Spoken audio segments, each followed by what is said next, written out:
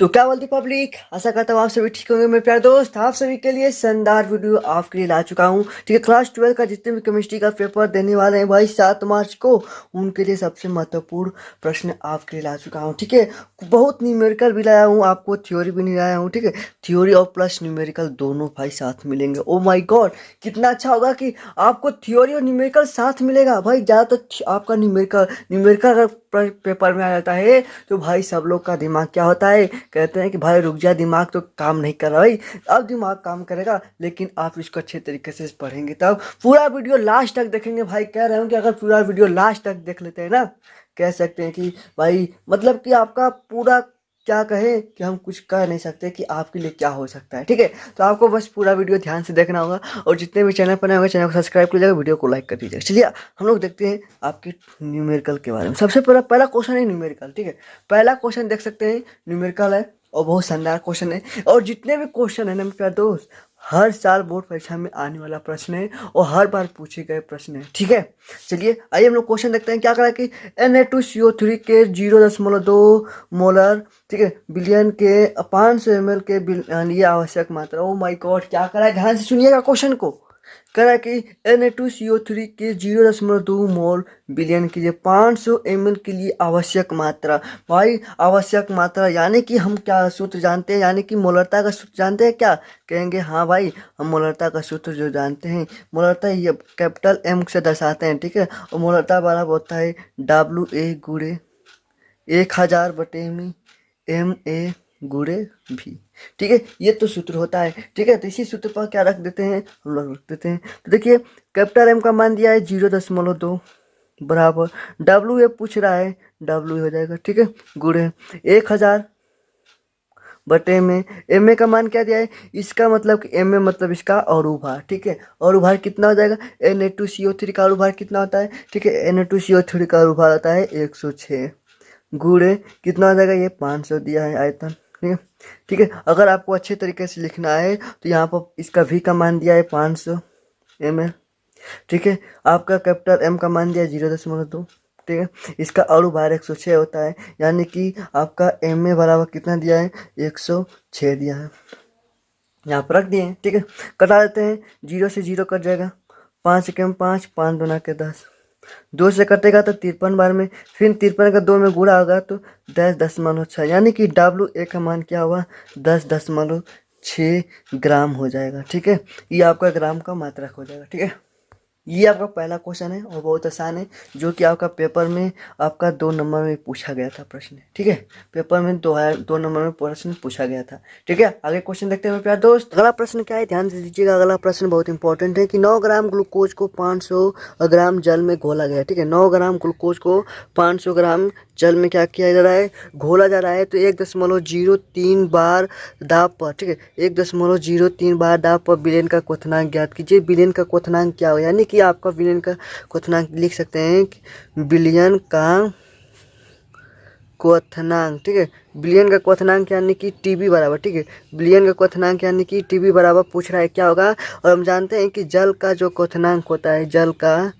क्वथनांक होता है मेरे प्यारे दोस्त, वो होता है TB नॉट बराबर कितना होता है आपका 100 डिग्री सेल्सियस होता है। ठीक है, हम सूत्र जानते हैं डेल्टा TB बराबर TB माइनस TB नॉट। ठीक है, ये सूत्र जानते हैं, लेकिन हमें इसको निकालने के पहले हमको ये चाहिए। ठीक है, हमको ये निकालने से पहले हमको इसको चाहिए। तो हम लोग जानते हैं सूत्र इसका भी, डेल्टा TB बराबर होता है KF गुणे WA गुणे 1000 बटे में MA गुणे WB, ये सूत्र होता है। ठीक है, ये सूत्र होता है, ये हम सूत्र को जानते हैं। ठीक है, अब इस सूत्र पर हम लोग इसको सबसे पहले निकालना है। देखिए KF का मान कितना दिया है, KF का मान सॉरी KB है ना, ये KB है। ठीक है, KB है, ठीक है, KB है भाई, सॉरी मेरे प्यारे दोस्त, KB है। ठीक है, KB बराबर, ठीक है, KB इसमें होगा तो KB का मान कितना दिया है, कहेंगे कि KB का मान इतना दिया है 0.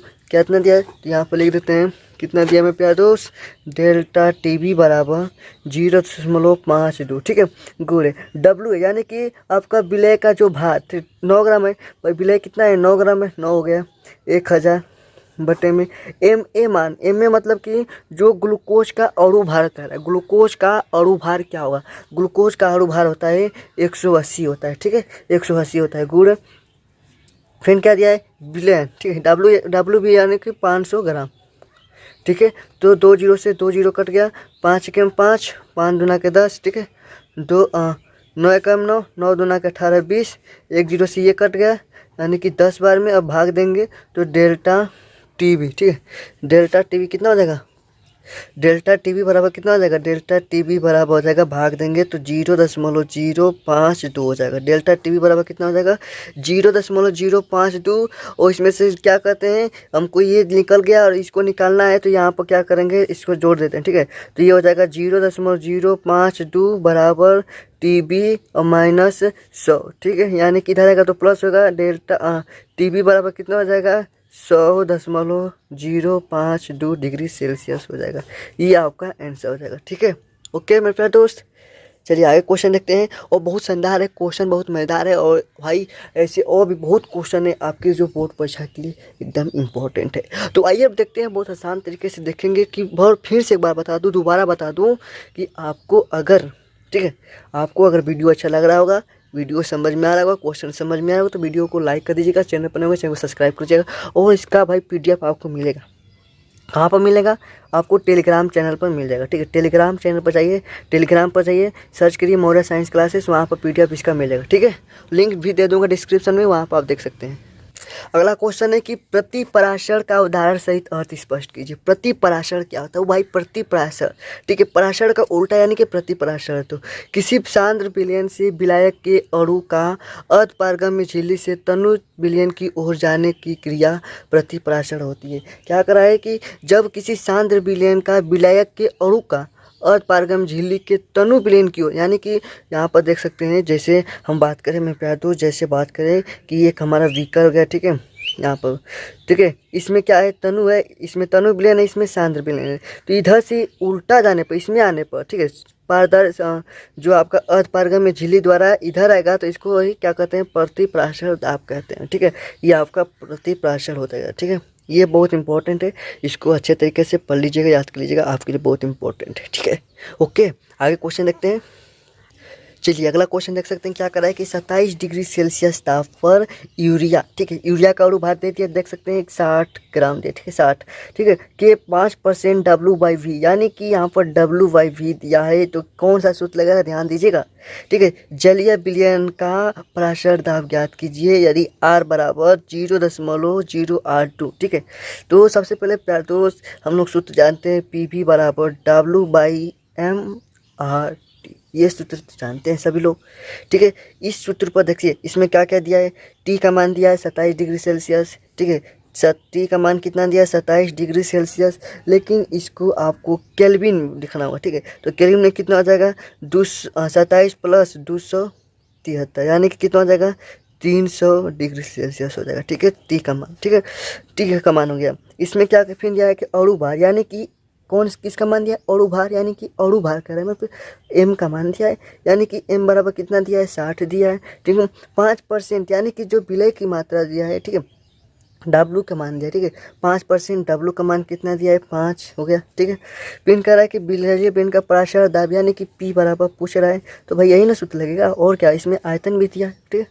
ओके, तो आयतन कितना हो जाएगा, अब कहेंगे कि इसमें आयतन नहीं, भाई देखिए 5 ग्राम है, तो W/V, यानी कि विलय की मात्रा 5, तो भाई विलयन का जो कितना हो जाएगा उसका, तो 100 में से ना 5% है, तो V का मान 100, ठीक है। तो यहाँ पर रख देते हैं, तो P का मान निकालना है, V का मान कितना है, लेकिन ml में है, ठीक है, इसको हम लोग लीटर में बदलेंगे तो 100/1000 हो जाएगा, ठीक है। तो यहाँ पर गुणे 100/1000 गुणे W का मान कितना दिया है, W का मान भाई 5 दिया है, तो 5 हो गया, ठीक है, 5 हो गया, बटे में M का मान कितना दिया है, 60 दिया है, ओ माय गॉड, इस बराबर है, सॉरी बराबर है, R का मान कितना दिया है, 0.0821 दिया है, ठीक है, 0.0821, ठीक है। T का मान कितना दिया है, 300 दिया है, ठीक है।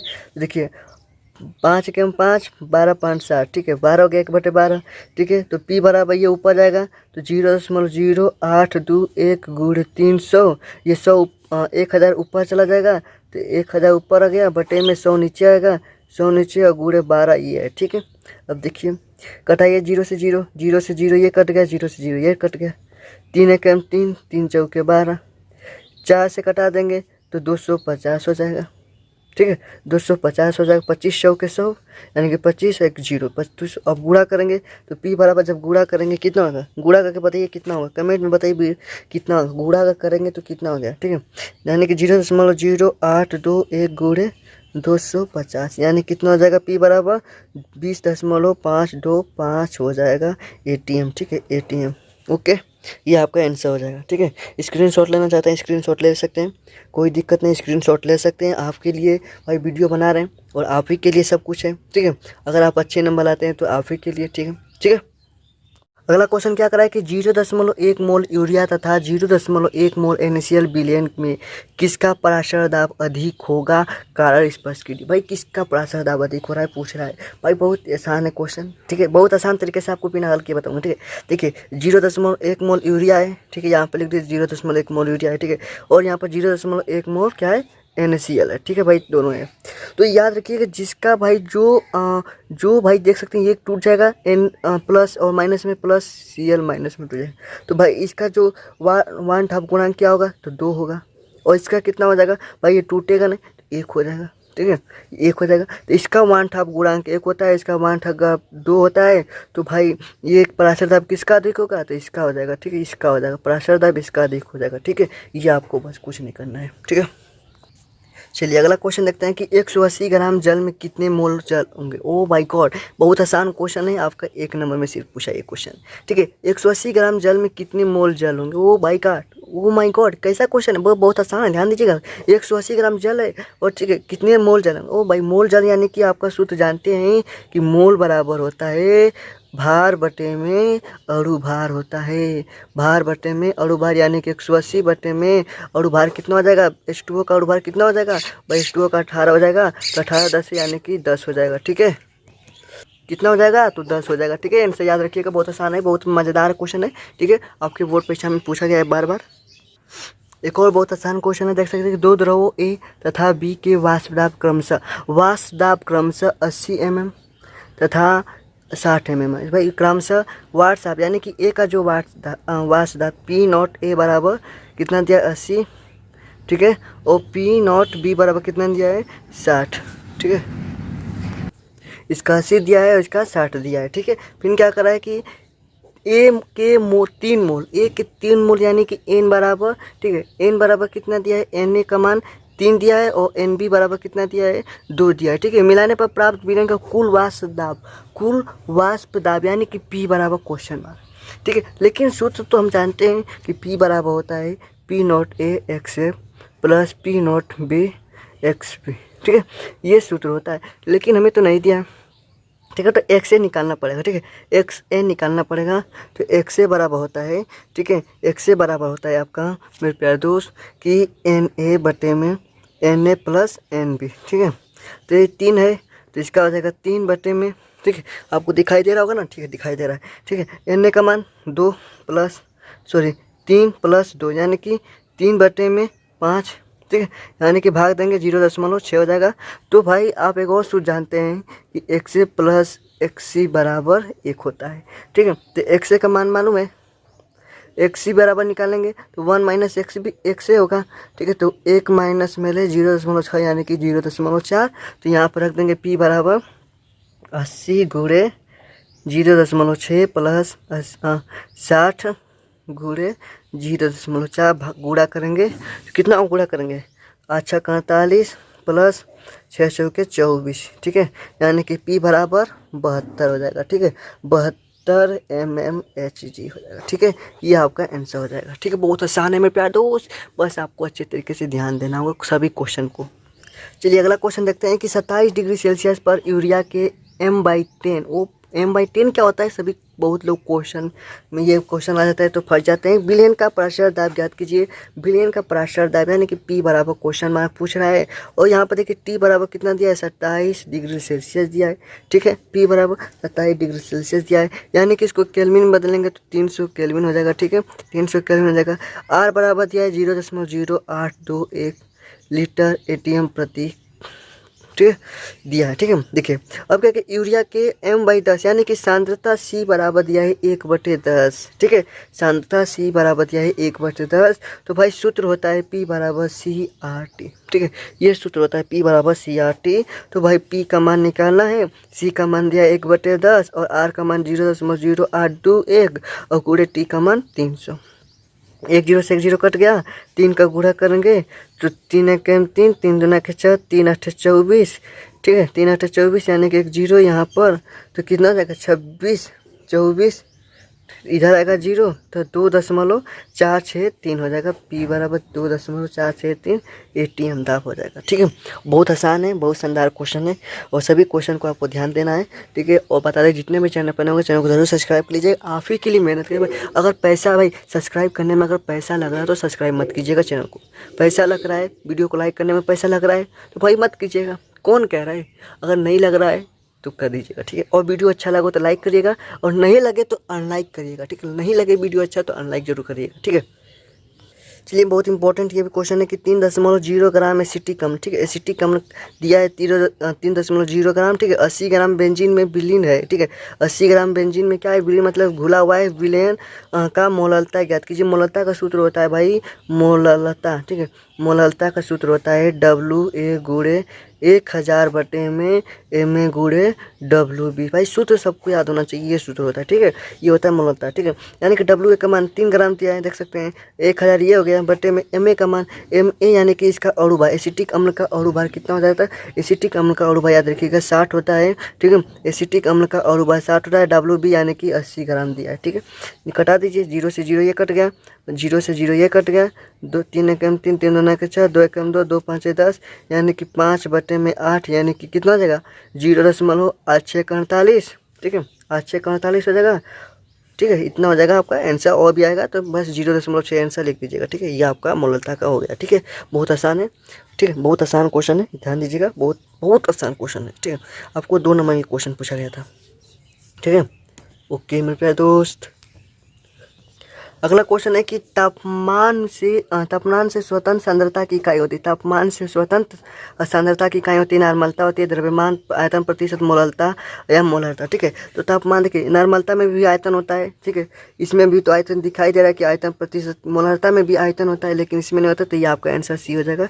ये आपका आंसर हो जाएगा। ठीक है, अगला क्वेश्चन है, ध्यान दीजिए। अगला क्वेश्चन बहुत इंपॉर्टेंट है, ये बोर्ड परीक्षा में 1 नंबर में बहुविकल्पी प्रश्न है लेकिन बहुत इंपॉर्टेंट। ठीक है, शुद्ध जल का मोलरता है। ठीक है, शुद्ध जल का मोलरता क्या है? 5.56 मोल प्रति लीटर। ठीक है, लेकिन आपको दिखाई देगा बहुत आसान, लेकिन देखिए शुद्ध जल का जो मोलरता होता है याद रखिएगा हमेशा 55.56 मोल प्रति लीटर होता है। आपका आंसर हो जाएगा। ठीक है, 2 हो जाएगा, 55.56 मोल प्रति लीटर होता है। बहुत इंपॉर्टेंट। ठीक है, बहुत इंपॉर्टेंट ये जो आपका MCQ क्वेश्चन है बहुविकल्पी प्रश्न है। ठीक है, अगला देखें क्या करा है कि 10% द्रव्यमान प्रतिशत वाले। ठीक है, 10% द्रव्यमान प्रतिशत वाले ग्लूकोज को, ठीक है, ग्लूकोज के 200 ग्राम विलयन में ग्लूकोज की मात्रा। भाई ग्लूकोज की मात्रा पूछ रहा है। ठीक है, ग्लूकोज की मात्रा भाई बहुत आसान है, 200 का 10% यानी कि आपका कितना हो जाएगा?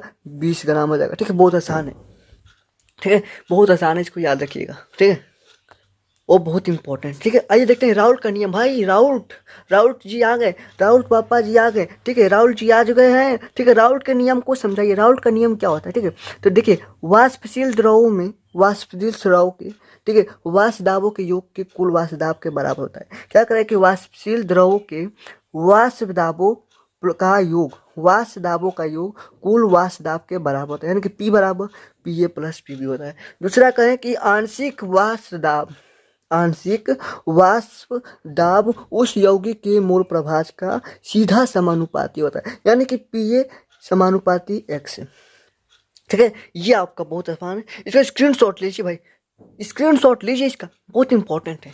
ठीक है, स्क्रीनशॉट ले लीजिए, बहुत इंपॉर्टेंट है। ठीक है, राउल्ट का नियम क्या होता है कि वाष्पशील द्रव के, ठीक है, ये याद रखिए PA बराबर PA प्लस PB और P समानुपाती X है। ठीक है, ये आपका बहुत इंपॉर्टेंट है।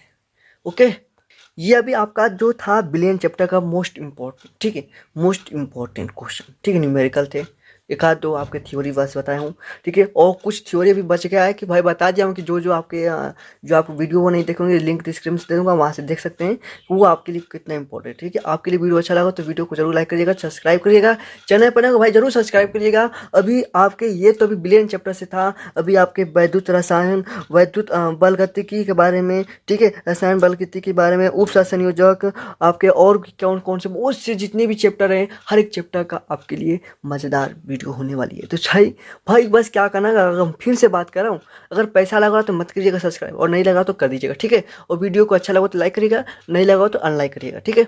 ओके।